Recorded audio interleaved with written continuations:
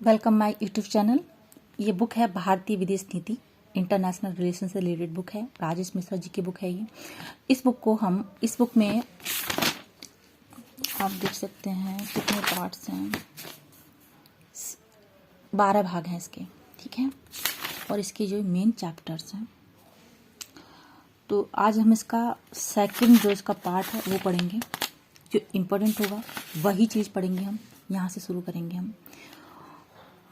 इस तरह से हम जो इम्पोर्टेंट टॉपिक्स होंगे उन्हीं को कवर करेंगे, जिससे बुक हमारी जल्दी से जल्दी ये बुक कंप्लीट हो जाएगी।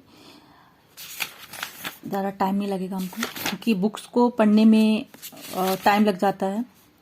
अगर हम इम्पोर्टेंट चीज़ देखेंगे तो हमें टाइम नहीं लगेगा, है ना। तो इसलिए इसका सेकंड चैप्टर से मैं स्टार्ट करने जा रही हूँ।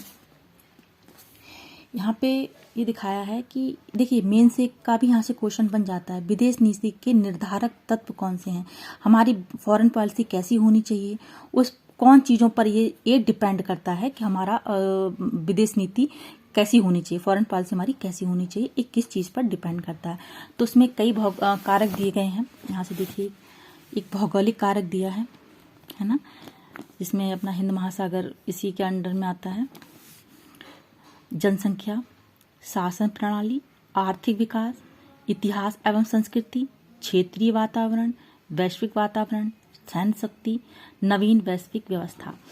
मेन का क्वेश्चन भी यहाँ से बन जाता है। ये जो बुक है प्री के लिए भी है और मेन के लिए भी है, ठीक है। तो फर्स्ट हम देखेंगे भौगोलिक कारक। भौगोलिक कारक कौन कौन से हमारे फॉरेन पॉलिसी को इफेक्ट करते हैं, ठीक है। यहाँ से देखिए जो मेन है, भूभाग या भौगोलिक कारकों के द्वारा विदेश नीति अत्यधिक प्रभावित होती है, राइट। भारत विश्व का 7वां सबसे बड़ा देश है। भारत का क्षेत्रफल कितना है, देखिए यहाँ पे आप नोट कर लीजिए। भारत का क्षेत्रफल कितना है, 3287।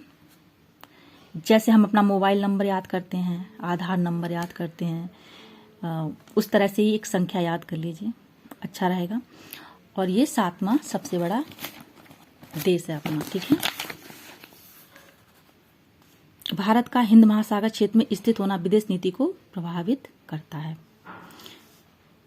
भौगोलिक रूप से भारत विशाल क्षेत्र हिमालय से घिरा हुआ है। भारतीय विदेश नीति के निर्माण में एवं सुरक्षा बनाए रखने के लिए हिमालय जैसे प्राकृतिक पहरी की भूमिका अत्यंत महत्वपूर्ण है। इसका सीधा अर्थ है कि जब हिमालय है उसकी वजह से ये सुरक्षा बना के रखता है अपने देश की, सीधी सी बात ये है, ठीक है।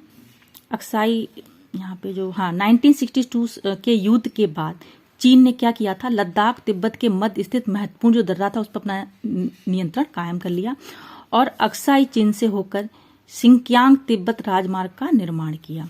इसके अतिरिक्त चीन ने नेपाल को जोड़ने वाले कुछ महत्वपूर्ण दर्रों, जिनमें कोदारी दर्रा भी शामिल है, ठीक है, पर अपना प्रभाव स्थापित कर लिया, ठीक है। ये वाला भी इम्पोर्टेंट बन जाता है। तो जो इम्पोर्टेंट है उन चीज़ों को हम नोट डाउन भी कर लेंगे। जो अंडरलाइन है आप अपने नोट्स बनाएंगे तो यहाँ वीडियो पॉज करके इसको जो अंडरलाइन है उसके नोट्स आप बना लीजिए। मैं भी बनाऊंगी, आपको PDF दे दूंगी।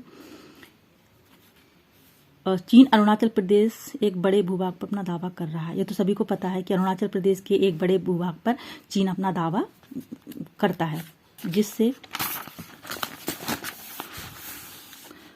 विदेश नीति इफेक्ट होती है, ठीक है। बाकी ये सब पढ़ने का इतना ज़रूरत नहीं है। यहाँ पे आ जाता है हिंद महासागर पे, हम डायरेक्ट आते हैं। हिंद महासागर भारत के दक्षिण में अवस्थित है। यह विश्व का तीसरा सबसे बड़ा महासागर है। क्या है, विश्व का तीसरा सबसे बड़ा महासागर है। ये 3 तरफ से महाद्वीपों से घिरा है। इस महासागर का क्षेत्रफल कितना है, 7.2 करोड़ वर्ग किलोमीटर है। जहाँ हमने हिंद महासागर लिखा था यहाँ पे, तो हम यहाँ पे शॉर्ट्स में लिख देंगे इसका हिंद महासागर का जो एरिया है, क्षेत्रफल है, वो कितना है, 7.2 करोड़ वर्ग किलोमीटर, ठीक है।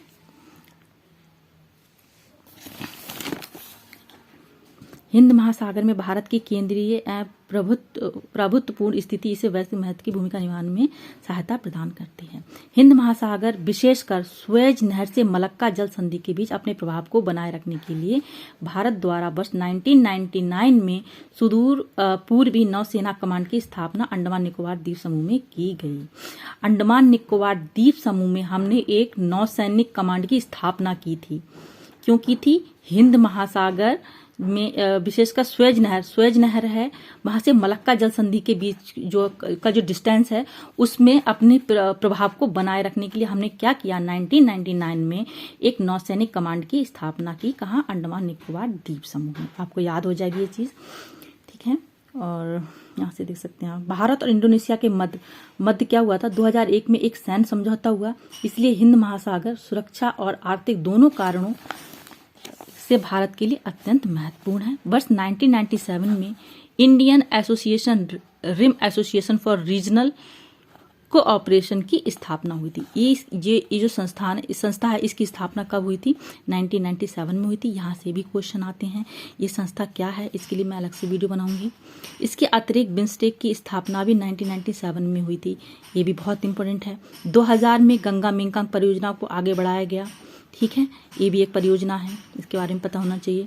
डियाको गार्सिया से पहले भी भारत अमेरिका का सैन्य अड्डा हुआ है। देखिए यहाँ पे इसका मैं आपको नोट्स बना के इसका PDF दे दूंगी। और चैनल को लाइक सब्सक्राइब शेयर जरूर करिएगा अगर आपको जानकारी पसंद आती है। और इस तरह से बुक पढ़ना आपको अगर अच्छा लगता है, क्योंकि जल्दी ही हमारी बुक फिनिश हो जाएगी, क्योंकि इंपॉर्टेंट चीज़ें हम पढ़ेंगे। Thank you so much. Next video आपको जल्दी मिलेगा।